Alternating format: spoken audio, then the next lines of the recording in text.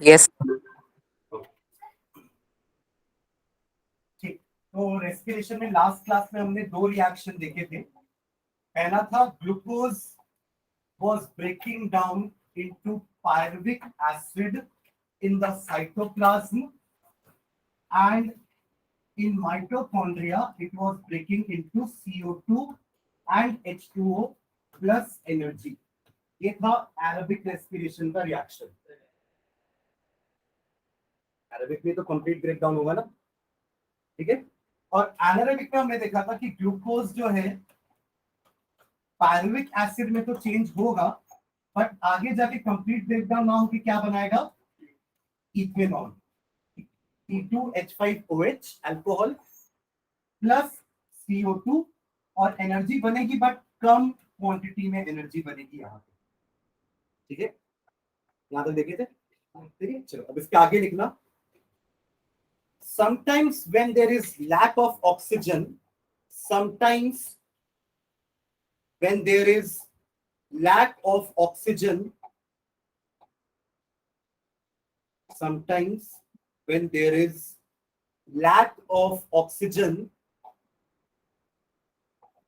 in our muscle cells, in our muscle cells,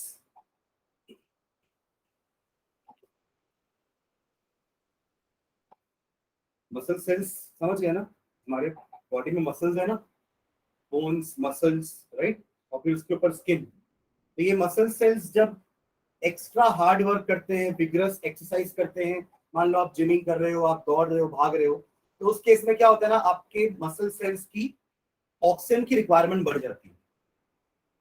समझ रहे मैं क्या बोलना चाह रहा हूँ? मतलब अगर सेल फास्टर काम करेगा तो उसको ऑक्सीजन की रिक्वायरमेंट बढ़ेगी जल्दी, मतलब आपका हार्ट जल्दी पंप करना चालू करेगा। कभी देखते हैं दौड़ के आया तो आप यहाँ पे हाथ रखो तो you can feel those heart beats, right. अगर आप यहाँ पे हाथ रखोगे दौड़ के, क्योंकि उस समय आपका हार्ट बहुत तेजी से काम कर रहा है, इसलिए आपको हार्ट बीट फील हो रही है। अभी ऐसा रखोगे तो नहीं समझ में आएगा, अभी भी हार्ट बीट हो रहा है, but not at that fast rate कि आप हाथ रखोगे तो आपको फील होगा, बट दैट डजंट मीन कि हार्ट बीट नहीं हो रहा है, ठीक है। बट जब हम ऐसा विगरस एक्सरसाइज करते हैं, कुछ ज्यादा फिजिकल एक्सरसाइज करते हैं, तो हमारा हार्ट ज्यादा दूर से बीट करने लगता है, और उसका कारण यही है कि वो जल्दी जल्दी बीट करता है ताकि वो सभी सेल्स की ऑक्सीजन की रिक्वायरमेंट को पूरा कर सके। जल्दी काम करेगा तो जल्दी ऑक्सीजन पहुंचेगा हर सेल्स तक, और ऑक्सीजन क्यों पहुंचना है जल्दी सेल्स तक, क्योंकि सेल्स को और ज्यादा एनर्जी की रिक्वायरमेंट होती है।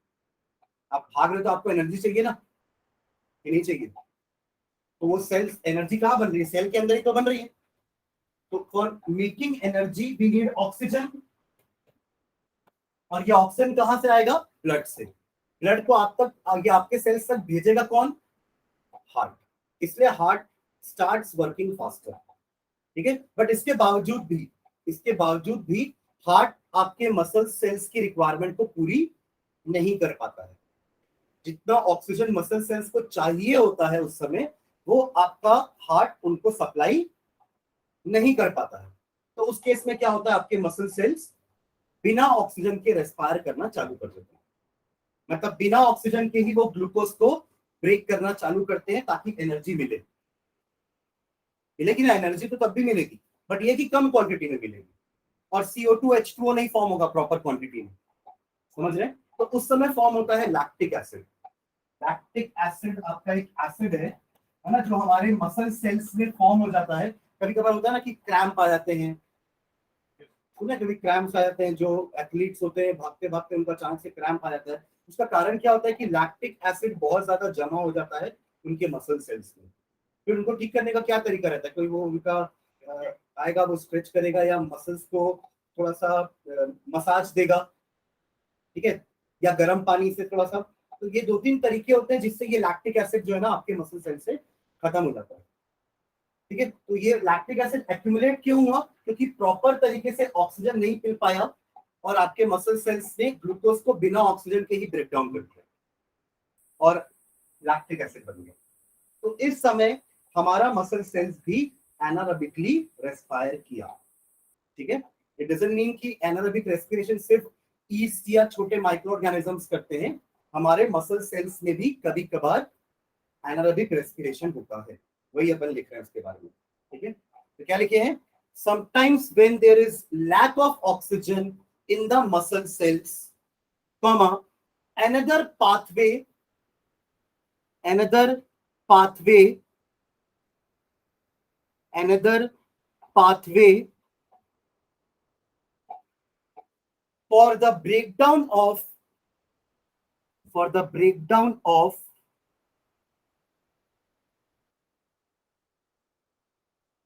another pathway for the breakdown of pyruvic acid pyruvic acid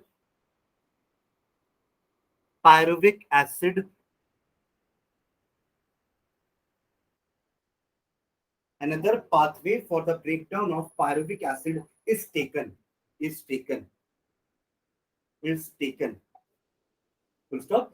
Here the pyruvic acid is converted into here the pyruvic acid is converted into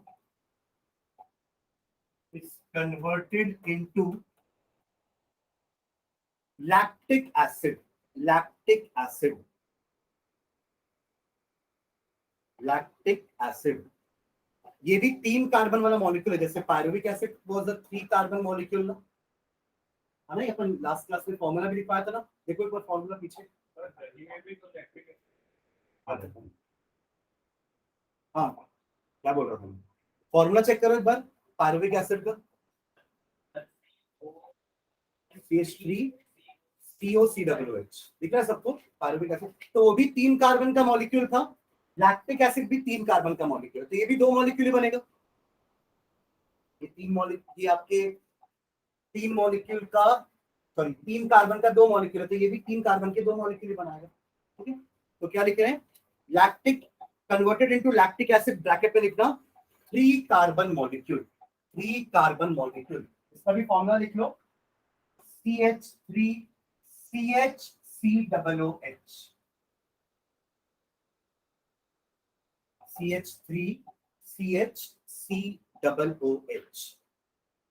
आप लोगों ने ऑब्जर्व किया कि दोनों एसिड में पायरुविक एसिड भी और लैक्टिक एसिड में ये चीज कॉमन है ना इसको एक्चुअली एसिड ग्रुप बोलते हैं तभी तो मैं इसको साथ में लिखा हूं जो आप पूछ रहे थे ना वैसे लास्ट क्लास में कि सर इसको कंबाइन करके भी तो लिख सकते हैं ना लिख सकते हो बट फिर एसिड दिखेगा नहीं कि वो एसिड है कि नहीं ये ऐसा अलग लिखा हुआ ना इससे पता चलता है कि हाँ ये एक एसिड है आप लोगों ने एसिटिक एसिड का नाम सुना एसिटिक एसिड कहाँ सुना है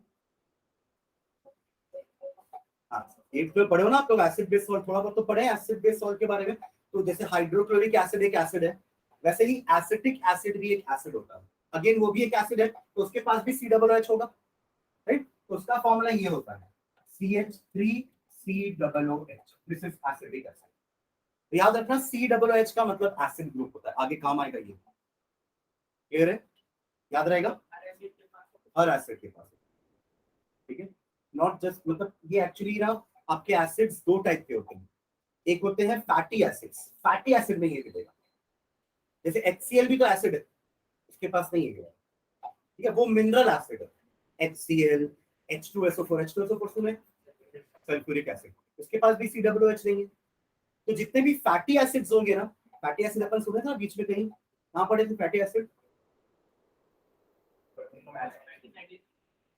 हाँ अभी पढ़े ना fat is converted into fatty acid and glycerol तो fatty acid is the last product of fats समझ गए तो वो भी कुछ ऐसा ही होगा एसिड क्लियर है चलो तो क्या लिखे 3 कार्बन मॉलिक्यूल फॉर्मूला लिखिए CH3CHCOOH ठीक है ब्रैकेट बंद कर देना with the release of small amount of energy with the release of small amount of energy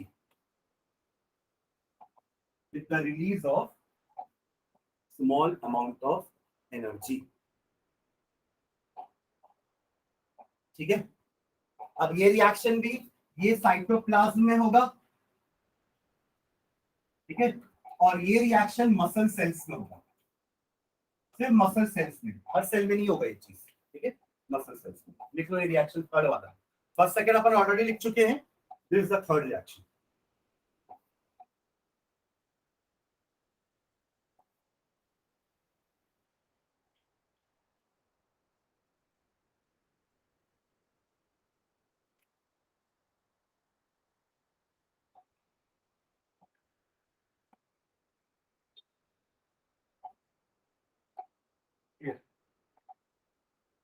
तो ये 3 पाथ होते हैं हमारे ग्लूकोज के ब्रेकडाउन के। देख रहे हो ना, तीनों पाथ एक साथ लिखे हुए। Glucose can be broken down in the presence of oxygen in cytoplasm, resulting in pyruvic acid, which is again broken down in mitochondria to release carbon dioxide, water and energy. दूसरा pathway क्या हुआ?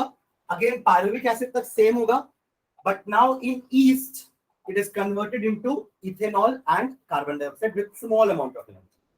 And in muscle cell it is converted into lactic acid and small amount of energy. Clear है? These are the 3 pathways in which glucose can be broken down in any living organism. Clear है? Okay. चलो ATP के बारे में कुछ लिखेंगे, note करके लिखना। ATP, ATP, ATP, ठीक है। इसका फुल फॉर्म सभी को पता है, एडिनोसाइन ट्राइफॉस्फेट। लिख लो फुल फॉर्म ब्रैकेट में, एडिनोसाइन ट्राइफॉस्फेट। बैठना फर्स्ट बेंच में, आप लोग अंदर चलो। एडिनोसाइन ट्राइफॉस्फेट, ठीक है। हाइफन डाल के इसका एक नाम लिखना।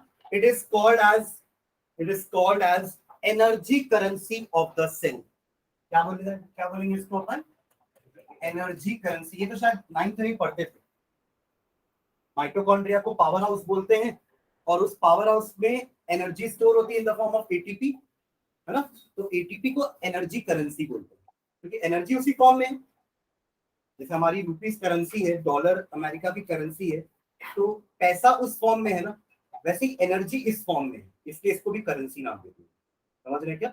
बट क्योंकि ये पैसे की करेंसी नहीं है, ये एनर्जी करेंसी है, इसके सामने एनर्जी लगाती है। क्लियर है?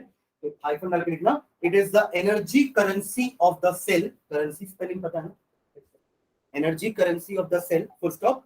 The energy produced during respiration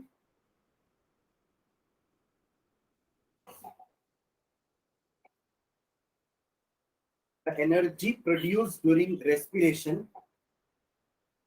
is stored in the form of ATP molecules, is stored in the form of ATP molecules, is stored in the form of ATP molecules in the cells of the body, in the cells of the body, in the cells of the body. ठीक है, एक और point लिखना note में। हमने ऊपर lactic acid के बारे में लिखा है ना, हमने बस इतना लिख दिया कि लैक्टिक एसिड बनता है, बट मैंने आपको तो समझाया ना कि लैक्टिक एसिड कब बनता है, जब आप एकदम ज्यादा फिजिकल एक्सरसाइज कर लो और फिर वो क्रैम्प आ जाते हैं, आपको थकान लगने लगती है, तो उसके बारे में एक पॉइंट लिख लेते हैं। लिखना नीचे, the lactic acid accumulated, the lactic acid accumulated in the muscle cells, the lactic acid accumulated in the muscle cell,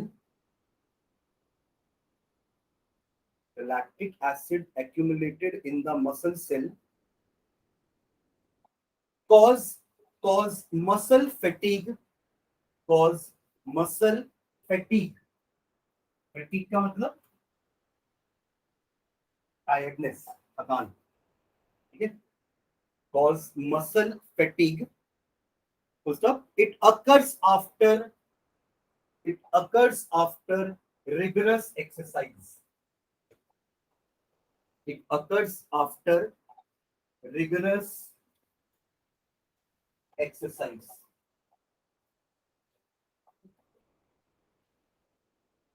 ठीक है,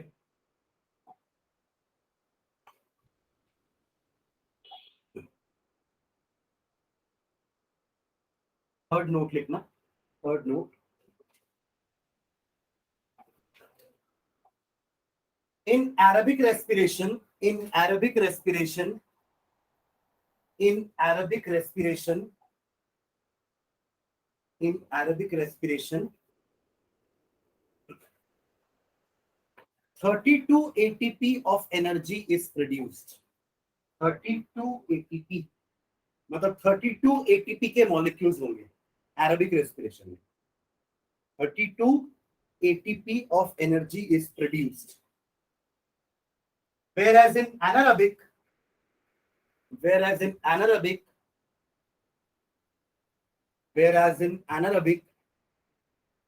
only 2 ATP, only 2 ATP of energy is produced. Only 2 ATP of energy is produced. ठीक है, clear है सबको? हाँ, तो एक और पॉइंट ऑफ डिफरेंस हो जाएगा ना। तो मैं अलग से पॉइंट ऑफ डिफरेंस नहीं दिखा रहा हूँ, दोनों का टेबल बना के लिख सकते हैं पॉइंट ऑफ डिफरेंस दोनों का, एरोबिक वर्सेस एनारोबिक। पहला पॉइंट क्या हो जाएगा? हाँ, एरोबिक के नीचे इट रिक्वायर्स ऑक्सीजन, एनारोबिक के नीचे it do not require oxygen. पहला पॉइंट, ठीक है। दूसरा पॉइंट यही वाला हो जाएगा, एनर्जी वाला। 32 ATP of energy is produced in aerobic and 2 ATP of energy is produced in anaerobic. Second point. Third point, aerobic के नीचे complete breakdown of glucose into carbon dioxide and water. Complete breakdown of glucose into carbon dioxide and water. जबकि यहाँ क्या बनता है? Incomplete breakdown of glucose into ethanol or lactic acid. समझ गए? ये 3 पॉइंट ऑफ डिफरेंस क्लियर है सबको? और एक एग्जांपल दे देना, ठीक है। बट एग्जांपल को कभी पॉइंट में मत गिनना कि 2-3 पॉइंट देना तो 2 पॉइंट लिख दिए, एक एग्जांपल लिख दिए तो वो पॉइंट हो गया। नहीं, एग्जांपल हमेशा कॉम्प्लीमेंट्री होता है। जैसे रेस्टोरेंट में जाते हैं तो प्याज कॉम्प्लीमेंट्री आता है ना, आजकल नहीं आता क्योंकि महंगा हो गया है ना, पर पहले आता था। आप ढाबे में जाओगे तो आज भी आपको प्याज देगा कॉम्प्लीमेंट्री, मतलब फ्री का, इसके लिए आपको पैसा नहीं देना पड़ता। बस वैसा ही है कि एग्जाम्पल लिखो, वो कॉम्प्लीमेंट्री आपकी तरफ से है, बट उसमें मार्क्स एक्सपेक्ट मत करो, समझ रहे? पैसा नहीं मिलेगा उसमें। बट उससे क्या होता है ना, एग्जाम्पल देने से चेकर को समझ में आता है कि हाँ, इसको पता है एग्जैक्टली कि क्या होता है वो, है ना। उसको मतलब उसको ऐसा लग जाता है कि हाँ, बच्चे को पता है कि एप्लीकेशन क्या है उस चीज का। समझ रहे हो मैं क्या बोलना चाह रहा हूँ? जैसे अगर कोई रिएक्शन समझा दिए, अपन ने फर्स्ट हाफ में पढ़ा ना, केमिकल इक्वेशन एंड रिएक्शन। कोई रिएक्शन बस आया है, व्हाट इज डिकम्पोजिशन रिएक्शन, बस इतना ही आया मान लीजिए, नहीं बोला गिव एग्जांपल, तो आपने एक लाइन लिख तो दी, आपने एक लाइन लिख तो दी कि in decomposition reaction a molecule is broken down into simple molecules, इतना लिख के आप आगे बढ़ गए। बट अगर किसी ने एग्जांपल दिया होगा कि CaCO3 ब्रेक्स इनटू, क्या होता है इसका रिएक्शन, CaO प्लस CO2, अगर किसी ने ये एग्जांपल भी दिया है ना, तो टीचर ऊपर की 2 लाइन पढ़ेगा भी नहीं, एग्जांपल दूर से दिख जाएगा ना, समझ में आ जाएगा टीचर को, हाँ इसको पता है जो ऊपर लिखा सही लिखा होगा। जब एग्जांपल लिखा है मतलब ऊपर का कंटेंट सही होगा। नहीं, मैं ऐसा चेक नहीं करता, ठीक है। अरे चेक करने का मतलब ये है कि उनको समझ में आता है, टीचर का एक्सपीरियंस इतना है ना, इतने सालों से वो कॉपी चेक कर रहे हैं, उनको समझ में आता है कि किसने लिखा हो किसने नहीं लिखा होगा, तो वो कंटेंट देख के समझ जाते हैं। आप डायग्राम बनाओ, जहां डायग्राम लगता है कि बनाना चाहिए बना दो डायग्राम, ठीक है। चलो, ये बात हो गई हमारे सेलुलर रेस्पिरेशन की, राइट। हमने रेस्पिरेशन 2 पार्ट में बोला था ना, 2 टाइप का है मत बोलना। 2 टाइप का मतलब तो या तो ऐसा करेंगे या तो ऐसा करेंगे, ऐसा थोड़ा होता है, दोनों चीज होती है ना। तो 2 फेज में बोल सकते हो कि रेस्पिरेशन हम 2 फेज में करते हैं। तो पहला जो अंदर करते हैं ना, उसकी बात हम कर चुके हैं कि सेल के अंदर क्या होता है, what happens in cytoplasm, what happens in mitochondria. अब हमें पढ़ना है कि लंग्स के अंदर क्या होता है। क्या होता है लंग्स के अंदर? ऑक्सीजन अंदर तक जाता है ना, फिर हाँ ठीक है, लंग्स फूल गया, फिर घूम के वापस आ जाता है। एक्चुअली ऑक्सीजन और कार्बन डाइऑक्साइड का एक्सचेंज होता है। क्या होता है? एक्सचेंज। तो अगला जो प्रोसेस है अपना ब्रीदिंग, ब्रीदिंग का मतलब वही तो exchange of gases. CO2 low, sorry O2 लो, बदले में CO2 दो, इसी को तो एक्सचेंज बोलते हैं क्या, एक्सचेंज सिस्टम, ठीक है। तो अगला हेड डालना, exchange of gases during respiration, exchange of gases during respiration, exchange of gases during respiration। शौर्य लिख रहा है ना? Yes sir. ठीक। तो जैसे हमने न्यूट्रिशन में पढ़ा था ना कि हर का इंजेक्शन करने का तरीका अलग अलग है, खाना खाने का, कुछ हाथ से खाते हैं, कुछ जीभ से खाते हैं, कुछ स्यूडोपोडिया, सब देखे थे ना अपन सारे मेथड। वैसे ही एयर एक्सचेंज करने के भी सबके अलग अलग तरीके हैं। जैसे अपन उस दिन बात किए थे कि अमीबा अपने सेल से ही एक्सचेंज कर लेगा डिफ्यूजन से, डिफ्यूजन से O2 अंदर, डिफ्यूजन से ही CO2 बाहर। फिर फ्रॉग के बारे में बताया था मैं, हम डिस्कस किए थे फ्रॉग के बारे में कि फ्रॉग दोनों तरीके से रेस्पिरेशन कर सकता है। फिर आपने कॉकरोच का बताया था, है ना, और हमारे लिए लंग्स है। तो हर के अलग अलग तरीके हैं एक्सचेंज करने के, ठीक है। तो इसमें आइकन डाल के देखो, different organisms use different methods for exchange of gases. Different organisms use different methods for exchange of gases. ये लाइन समझ में आ रही है सबको?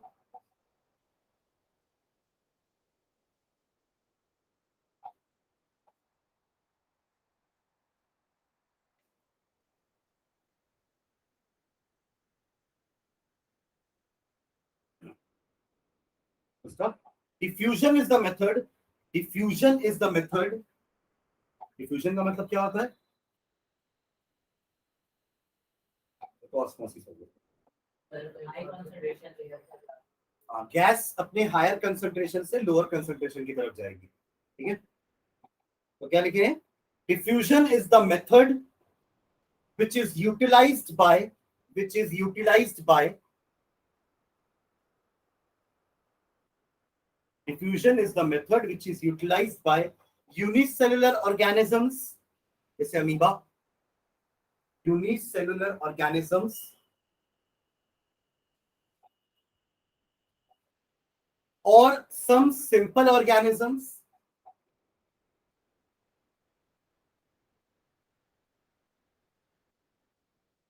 and in plants. ये स्टोमेटा के थ्रू जो एयर अंदर जाती है बाहर आती है, ये भी आपका डिफ्यूजन के थ्रू ही होता है, ठीक है। उनके पास कोई नॉस्ट्रिल नहीं होती, कोई लंग्स नहीं है जो एयर को अंदर खींच ले। हमारा तो अंदर लंग्स है, इसलिए नॉस्ट्रिल से एयर अंदर जाती है, बिकॉज अंदर लो प्रेशर क्रिएट होता है, बाहर का प्रेशर हाई है, और चीजें हाई प्रेशर से लो प्रेशर में जाएंगी, है ना, कि लो से हाई में जाएंगी, हाई से लो में जाएंगी।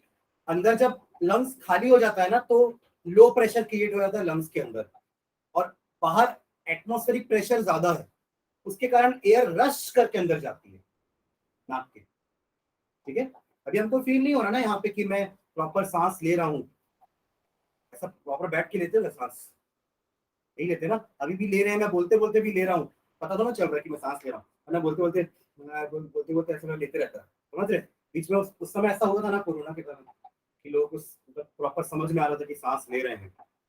अब ऐसे आप कोई हायर एल्टीट्यूड में चले जाओ जहाँ पे एयर का प्रेशर बहुत कम है बाहर, तब उस समय आपको लगे कि हाँ प्रॉपर ऑक्सीजन आ रहा है। लद्दाख चले जाओ, जो ऐसे हाई लाइंग एरियाज हैं ना, वहां पे एयर का प्रेशर इतना कम होता है कि ऑक्सीजन आपको ढूंढना पड़ेगा कि कहाँ से मिल जाए ऑक्सीजन, समझ रहे। इसलिए सबको अलाउ भी नहीं होता ऐसी जगह जाना, आपका प्रॉपर टेस्ट होता है कि आप जाने लायक वहां हो कि नहीं। एक अस्थमा का पेशेंट अगर वहां चले जाएगा तो मर जाएगा, समझ रहे। ओके, तो क्या लिखे? एंड इन प्लांट्स तक ना, तो ये जितने भी अपन नाम लिखे हैं ना, single cell organisms, simple organisms and plants, इनमें एयर का एक्सचेंज या ऑक्सीजन का, कार्बन डाइऑक्साइड का एक्सचेंज डिफ्यूजन के थ्रू होता है, ठीक है। Okay, full stop. In complex animals like human beings, in complex animals like human beings,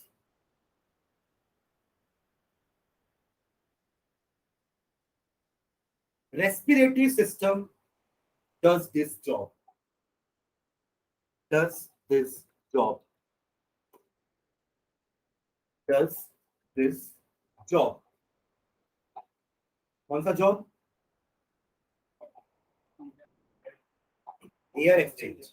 air exchange के बारे में तो बात कर रहे हैं ना, कि छोटे मोटे ऑर्गेनिज्म डिफ्यूजन से एयर एक्सचेंज कर लेते हैं, बट हम डिफ्यूजन से एयर एक्सचेंज नहीं कर पाएंगे ना।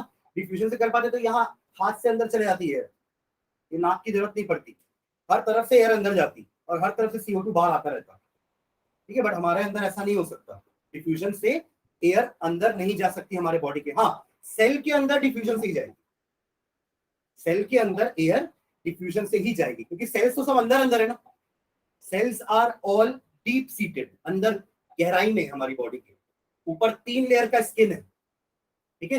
इसलिए हमारे पास एक ही तरीका है एयर को इन करने का, that is through nostril till lungs.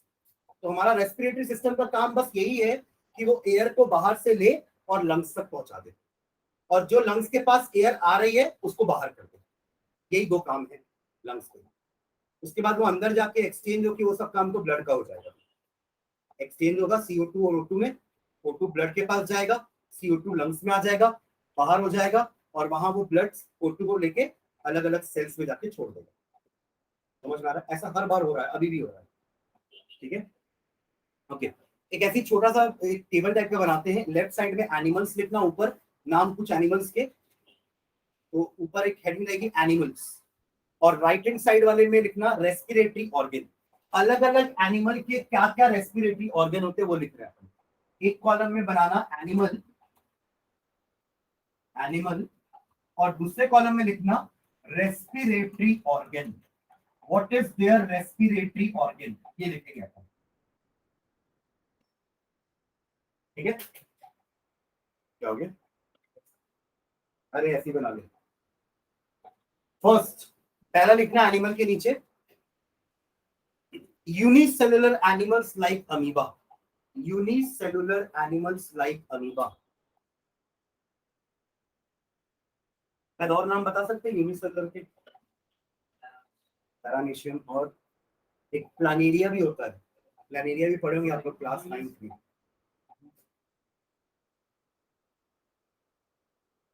ठीक है, हो गया पहला। यूनिसेलुलर ऑर्गेनिजम्स लाइक अमीबा, उसके लिए रेस्पिरेटरी ऑर्गन लिखना सेल मेम्ब्रेन। सेल मेम्ब्रेन, ये रहा एक अमीबा, यहीं से ऑक्सीजन अंदर जाएगा, यहीं से CO2 बाहर। सेल मेम्ब्रेन के थ्रू ही हो रहा है ना, ये उसका सेल मेम्ब्रेन है। सेल मेम्ब्रेन तो समझते हैं ना, प्लाज्मा मेम्ब्रेन बोलते थे जिसको अपन 9th क्लास में। सेलेक्टिवली परमिएबल मेम्ब्रेन, SPM बोलते थे ना। शॉर्ट फॉर्म में क्या बोलते हैं इसको अपन? SPM। इसका फुल फॉर्म है या तो सेलेक्टिवली परमिएबल बोलो या तो सेमी परमिएबल मेम्ब्रेन बोलो, एक ही मतलब। ठीक है, क्योंकि वो सेलेक्टेड चीजों को ही अंदर बाहर होने देती है। ठीक है, ओके, पहला हो गया। दूसरा लिखना earthworm. Earthworm, earthworm. Skin, skin respiratory organ में स्किन, वो स्किन के थ्रू रेस्पायर करते हैं अर्थवॉर्म्स। ठीक है, थर्ड लिखना एक्वेटिक एनिमल्स लाइक फिश। इसका खुद लिख लो,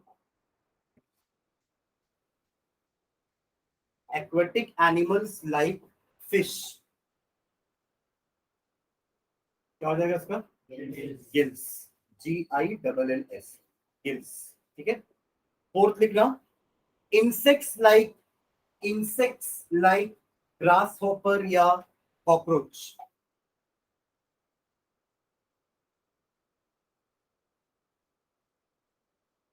इंसेक्ट्स लाइक ग्रास होपर और कॉकरोच। ठीक है, ये करते हैं थ्रू स्पिरिकल्स।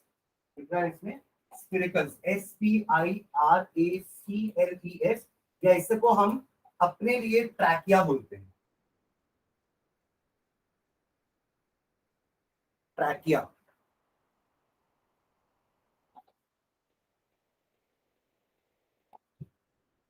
हम जब अपना लंग्स पढ़ेंगे ना, तब वो विंड पाइप को ट्रैकिया नाम बोलते हैं। तो उनके पास बस विंड पाइप तक ही होता है। ठीक है, वही विंड पाइप सारे सेल्स तक ऑक्सीजन पहुंचा देता है, पर क्योंकि हमारा बॉडी इतना बड़ा है कि एक विंड पाइप सारे सेल्स तक ऑक्सीजन नहीं पहुंचा पाएगा। ठीक है, इसलिए तो लंग्स बनाए ताकि लंग्स में वो ऑक्सीजन आके स्टोर हो जाए, फिर ब्लड उसको लेके चला जाएगा वहां से और बांट देगा पूरे बॉडी में। हर पार्ट, हर बॉडी पार्ट में ब्लड जाता है ना, राइट? तो वो ऑक्सीजन को हर बॉडी पार्ट्स, हर सेल्स तक पहुंचा देगा। ठीक है, अब वो कॉकरोच जो छोटा सा है, उसका विंड पाइप भी उसके हर सेल्स तक ऑक्सीजन को पहुंचा देगा, इसलिए उसको लंग्स की जरूरत नहीं है। ठीक है, लास्ट लिख लो ह्यूमन बीइंग्स और birds. Human beings and birds, human beings and birds lungs. क्या हो जाएगा? लंग्स। ठीक है, तो अब अपने बारे में पढ़ लेते हैं अपन। हेडिंग डालना respiratory system in humans, respiratory system in humans, respiratory system in humans.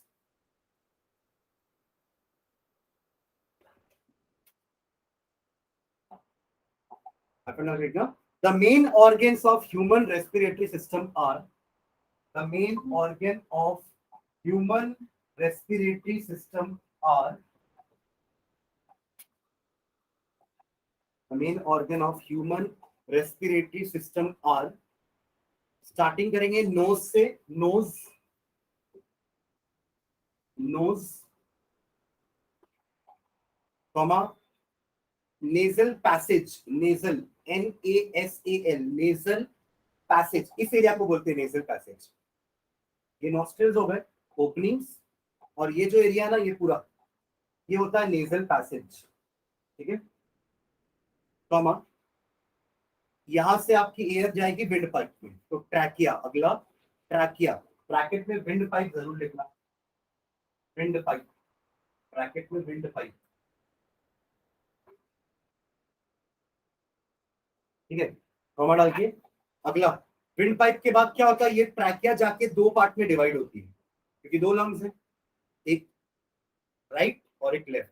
बनाऊंगा तो ये राइट, ये लेफ्ट, लेफ्ट का, और ये राइट, है ना। ये क्या होगा, लेफ्ट, और ये क्या होगा, ये वाला राइट, ठीक है। तो दो लंग्स हैं, तो वो ट्रैकिया को हम दो पार्ट में डिवाइड करेंगे, ठीक है। उनको हम कहते हैं ब्रोंकाई, लिखो bronchi, BRONCHI, bronchi, BRONCHI, bronchi, ठीक है। अगला कॉमा डाल दें। अब ब्रोंकाई एक एक लंग्स में जाने वाला है, तो अगला पार्ट है लंग्स, लंग्स, ऑर्गन्स के नाम लिखना है प्यार, ठीक है, लंग्स। और लंग्स के नीचे है एक एक रबर जैसा सी शेप्ड में, दैट इज डायफ्राम, मैंने दिखाया है, डायफ्राम लिख लो। अगला डायफ्राम, DIAPHRAGM, डायफ्राम।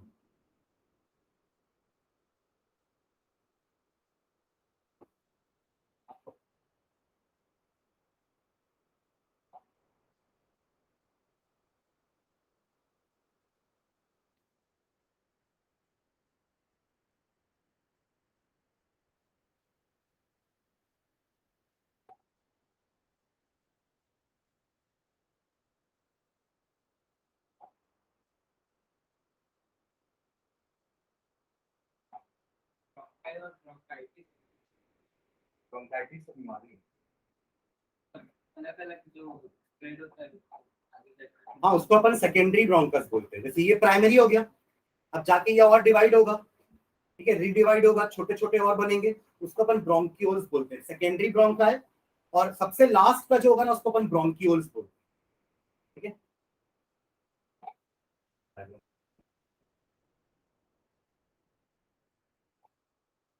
ठीक है, ये डायफ्राम, ठीक है, ये ब्रोंकियोल्स है जो अंदर और डिवाइड हो रहा है, दिख रहा है आप लोग को, और डिवाइड हो रहा है ना। ये तो ट्रैकिया हो गया, तो ट्रैकिया दिख रहा है, डायग्राम सबको ठीक से बड़ा करो।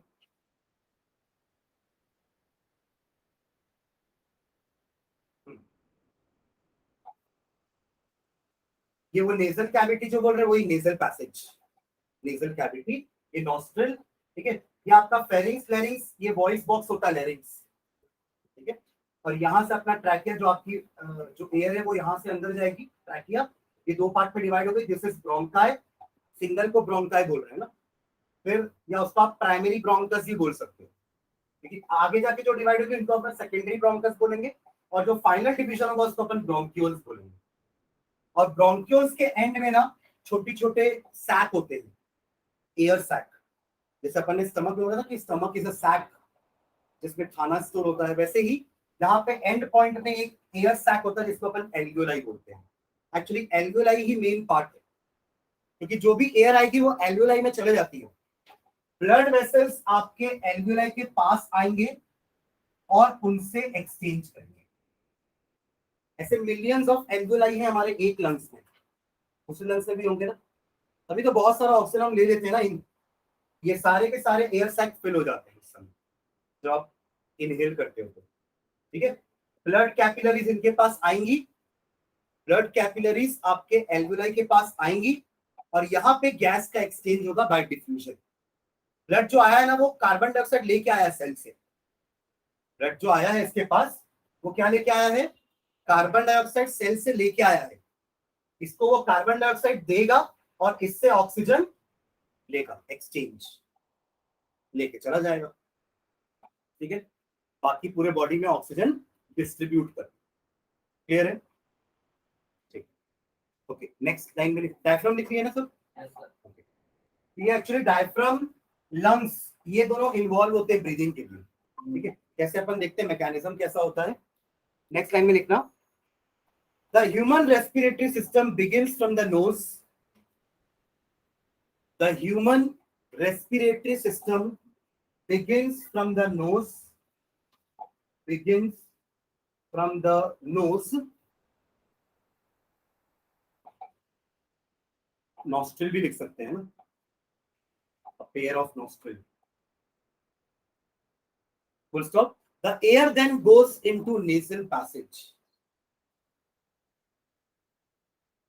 the air then goes into nasal passage,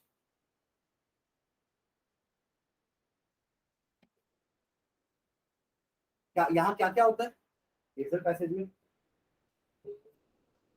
hairs and mucus, waste निकलता है ना, क्या बोलते हैं उसको आप लोग हिंदी में, नहीं बोलते कुछ, इतने शब्द बच्चे तो नहीं है, क्या बोलते हैं अपूर्व है, म्यूकस ही बोलता हूँ मैं कि मेरा म्यूकस निकला है, ऐसा ये कुछ वेस्ट होता है दैट इज म्यूकस और हेयर्स होते हैं हमारे नेजल पैसेज में, इनका काम क्या है, हाँ मतलब एयर, हम इनहेल तो एयर करना चाह रहे हैं बट सिर्फ एयर तो नहीं जाएगी, एयर में डस्ट भी जा सकता है, तो उन डस्ट पार्टिकल को हेयर और म्यूकस यहीं पे रोक लेगा, म्यूकस थोड़ा चिपचिपा होगा, ठीक है, ताकि आपके डस्ट पार्टिकल्स वहीं चिपक जाए, समझ में आ रहा है क्या बोल रहा हूँ मैं, ठीक है। ऊपर से क्या होता है ना, ये नेजल पैसेज आपका एक तरह का एसी होता है, एयर कंडीशन एसी, क्यों एसी बोल रहा हूँ, क्योंकि ये आपके जो इनहेल्ड एयर है ना उसके टेम्परेचर को बॉडी टेम्परेचर तक ले आता है, कैसे, मान लो अभी गर्मी का टाइम है तो आप गर्म हवा ले रहे हो, हवा गर्म है ना, बोलते ना लू चल रही है, हवा गर्म है, तो ऐसा नहीं हो सकता कि आपके लंग्स में गर्म हवा जाए, तो ये नेजल पैसेज क्या करता है, जब आप इनहेल करते हो ना तो वो गर्म हवा को आपके बॉडी टेम्परेचर तक ले आता है, मतलब ये पैसेज का काम ही ये है कि आपके गर्म हवा को वो बॉडी टेम्परेचर पे लाए, टेम्परेचर बॉडी का तो वही है, कितना बोलता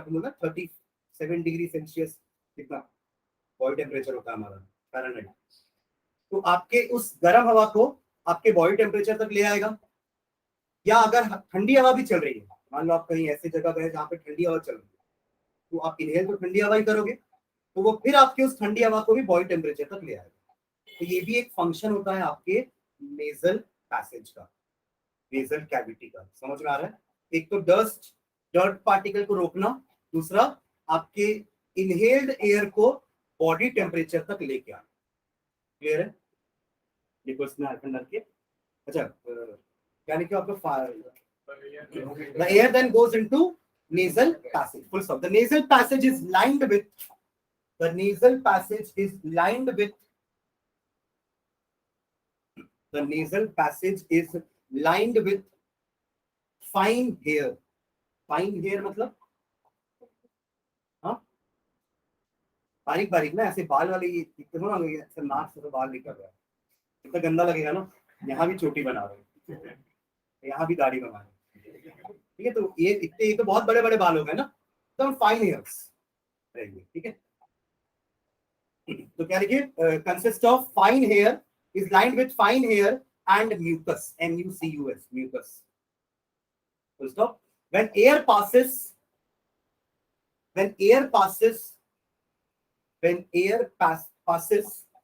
through the nasal passage, when the air passes through the nasal passage, comma, the dust impurities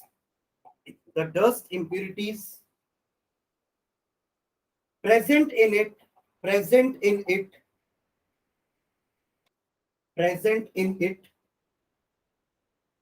are trapped by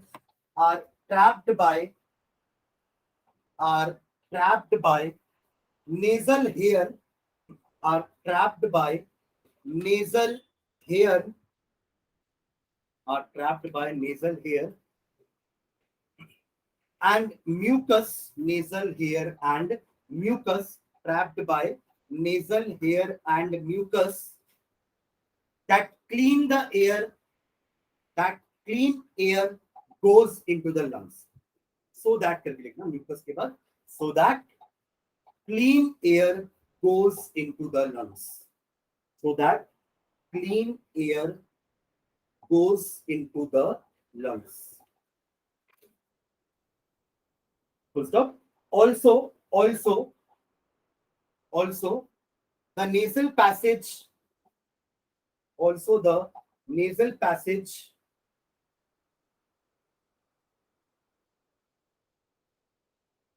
brings the inhaled air,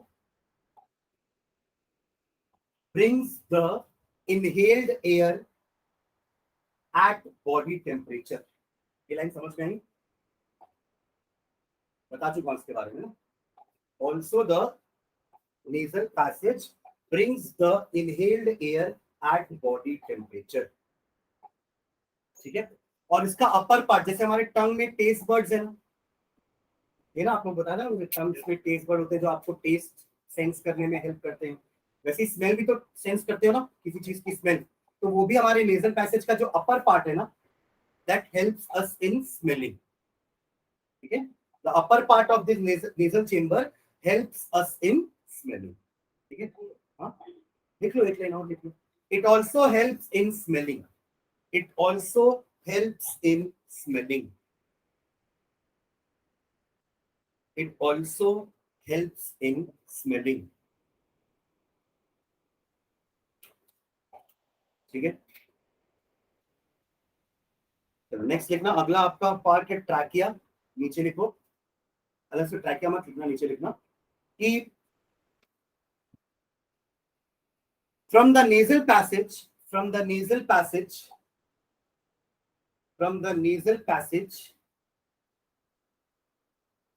the air enters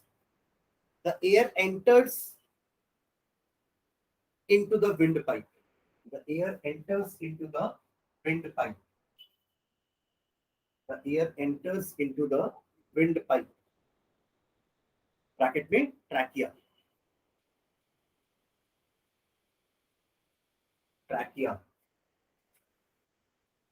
ठीक है. तो stop. The trachea does not collapse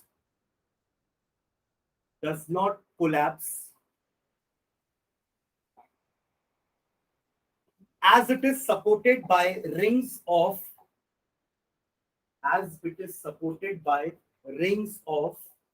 आप लोग cartilage सुनो. Cartilage क्या होता है? Cartilage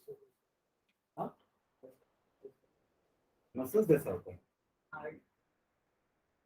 वो कार्डियक है. हाँ, सॉफ्ट बोन्स मतलब जैसे आपके कनेक्टिव टिश्यू होते हैं ना, कनेक्टिव टिश्यू हार्ड वाले में हम पढ़ते थे बोन्स एंड कार्टिलेज. हाथों में, हाथ पैर में सब बोन्स है, बट ये कान में कार्टिलेज है. ट्रैकिया भी ना इन्हीं कार्टिलेज के रिंग से, आपको दिख रहा है, ये ऐसा स्ट्रेट नहीं बना है ट्रैकिया, मतलब ऐसा नहीं बनाया हमने ट्रैकिया. दिख रहा है कैसा बना हुआ है?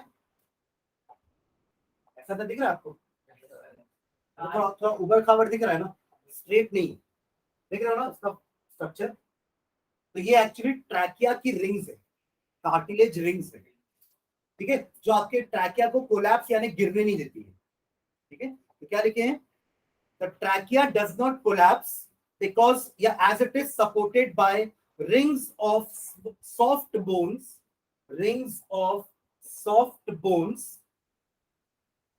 Called cartilage. ये तो पढ़ते थे आप लोग, कार्टिलेज कहाँ कहाँ होता है, तो ट्रैकिया भी रहता था एग्जाम्पल। ईयर्स और ट्रैकिया, अभी तो ये कान मोड़ पाते ना अपन, हड्डी नहीं मोड़ सकते आप, टूट जाएगी, टक करके आवाज आ जाएगी, बट ये कान मुड़ जाते हैं क्योंकि ये आपकी फ्लेक्सिबल होती है। कार्टिलेज और बोन में एक बेसिक डिफरेंस क्या होता है कि cartilage are flexible, bones flexible नहीं है। ठीक है, ओके। कहाँ से पास होता है मतलब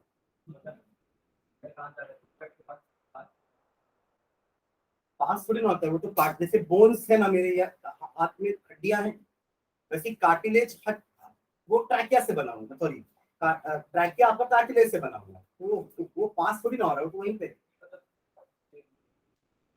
हाँ हाँ, नेक्स्ट यही तो हमारा विंड पाइप है ना। हाँ आजू बाजू में, ठीक है। चलो आगे लिख रहे हैं, ये बात होगी ट्रैकिया की, ठीक है। अब क्या होगा, ये ट्रैकिया आपके नेक से होते हुए नीचे जा रहा है, थोरैसिक कैविटी याद है, थोरैसिक कैविटी, एब्डोमिनल कैविटी, ये सब थोरैसिक कैविटी की बात कर रहे हैं अपन, है ना। तो नेक से रन करके नीचे जाएगा and it will not divide into two bronchi, ठीक है। तो आगे लिखते हैं, the trachea runs down the neck, the trachea runs down the neck, runs down the neck and divides into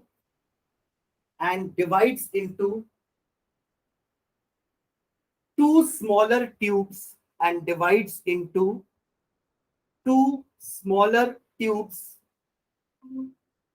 two smaller tubes called bronchi, called bronchi, ठीक है। तो trachea अपने लोअर एंड में आने के बाद, ये ट्रैकिया का लोअर एंड है, ये ट्रैकिया का अपर एंड है। तो ट्रैकिया अपने लोअर एंड में आने के बाद दो छोटे छोटे ट्यूब्स में डिवाइड हो जाता है, which are known as bronchi, ठीक है। अब ब्रोंकाई के बारे में लिखते हैं, नेक्स्ट पैराग्राफ बना लो। The bronchi are connected to the two lungs, the bronchi are connected to the two lungs which lie in the chest cavity या thoracic cavity, which lie in the connected to the two lungs. The bronchi are connected to the two lungs which lie in the chest cavity या thoracic cavity, which lie in the chest cavity या इसको अपन क्या बोलते हैं, thoracic cavity, ठीक है, which lie in a chest cavity or thoracic cavity. Full stop.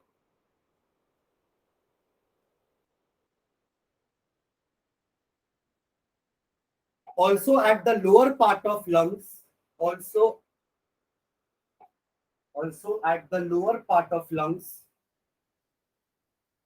there is a muscular partition, there is a muscular partition called diaphragm, called diaphragm. Lungs भी muscular है ना, कि बोन्स है, मस्कुलर ना, तभी तो कॉन्ट्रैक्ट रिलैक्स कर पा रहा है। बोन्स होती तो क्या कॉन्ट्रैक्ट रिलैक्स कर पाता क्या, लंग्स ना, मसल्स हैं, इसलिए कोई भी मस्कुलर पार्ट ही कॉन्ट्रैक्ट और रिलैक्स कर पाता है, जैसे हमारा हार्ट, लंग्स कॉन्ट्रैक्ट होते हैं, रिलैक्स होते हैं, ठीक है। ओके, नेक्स्ट टाइम में लिखना, each bronchus divides into each bronchus divides in the lungs, each bronchus divides in the lungs to form a large number of to form a large number of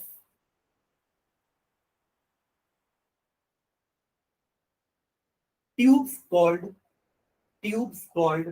bronchioles, you know, tubes called bronchioles, ठीक है।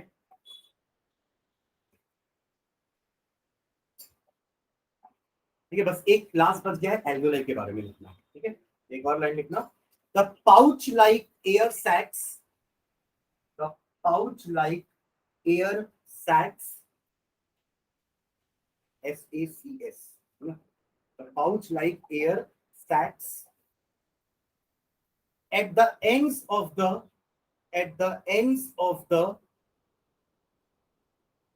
bronchioles, at the ends of the bronchioles are called alveoli, are called alveoli, are called alveoli. Yeah. ALVEOLI, alveoli. ठीक है, alveoli. Full stop. The walls of alveoli are, the walls, जो वो बोरी है, air sac है ना, उसकी जो वॉल्स है, आउटर कवरिंग है, क्या होनी चाहिए, कैसी होनी चाहिए, पतली होनी चाहिए, मोटी होनी चाहिए, क्या लगता है? हाँ, थिन की थिक, थिन होनी चाहिए, तब तो एयर आराम से अंदर बाहर कर सकता है उस थिन लेयर से. अगर आप थिक लेयर का रहेगा एल्वेओलाई, तो air will feel difficult to pass through that wall. ठीक है, तो the walls of alveoli are very thin, are very thin and are surrounded by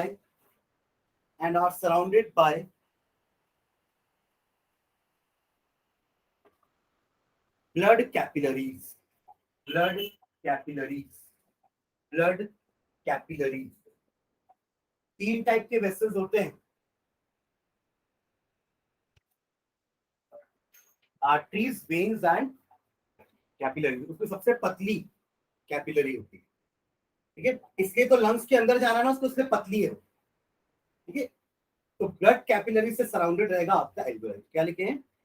surrounded by blood capillaries, full stop. It is in the alveoli, it is in the alveoli, it is in the alveoli that gaseous exchange takes place.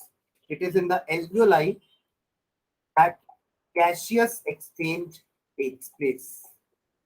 Gaseous exchange takes place.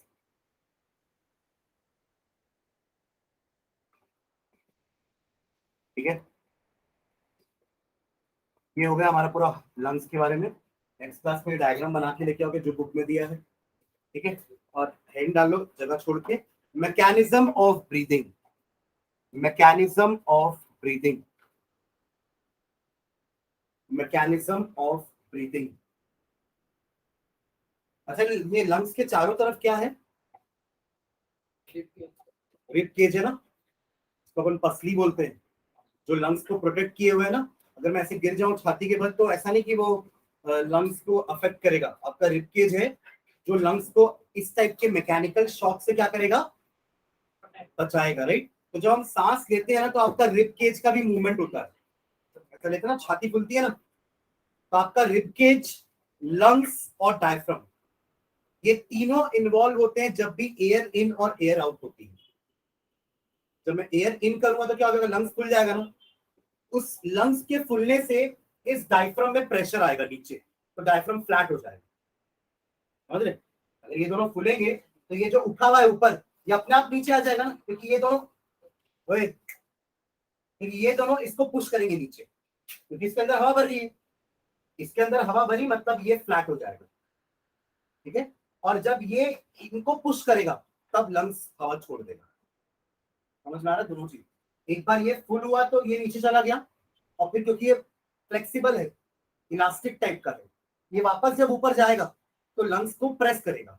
और lungs जब press होगा, जैसे गुब्बारे में हवा जब भर के प्रेस करोगे तो हवा निकलेगी ना. बांध दियो तो नहीं निकलेगी, है ना, बट अगर प्रेस करोगे तो हवा निकलेगी. तो बस वैसे ही कुछ है यहाँ पे. इसका आप लोग एक्सपेरिमेंट भी शायद छोटी क्लास में करते थे. एक क्या बोलते हैं, इस टाइप का कुछ बनाते थे. रुको मैं क्या आपको याद दिलाता हूँ. मॉडल शायद किसी ने बनाया हो, शायद इस टाइप का. एक बॉटल के अंदर दो पाइप डाल दिए और दोनों पाइप में गुब्बारे रख दिए अंदर.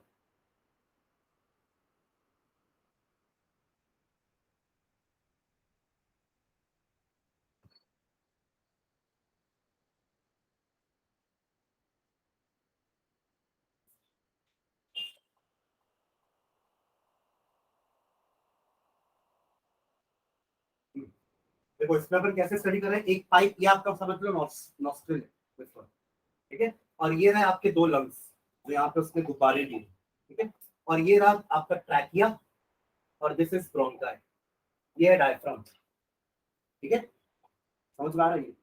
जब ये फूलेगा ना तो आपका ये नीचे चला जाएगा, आप जब इसको दबाओगे ऊपर तो ये एयर वापस बाहर, तो ये ऐसा स्टडी कर सकते हो, सेम चीज सेम मैकेनिज्म हमारे लंग्स में होता है, ठीक है, तो ये जो अपन लिखे ना हेडिंग मैकेनिज्म ऑफ ब्रीदिंग, ये यही चीज है, ठीक है, तो इसको अपन नेक्स्ट क्लास में लिखते हैं। चलो थैंक यू।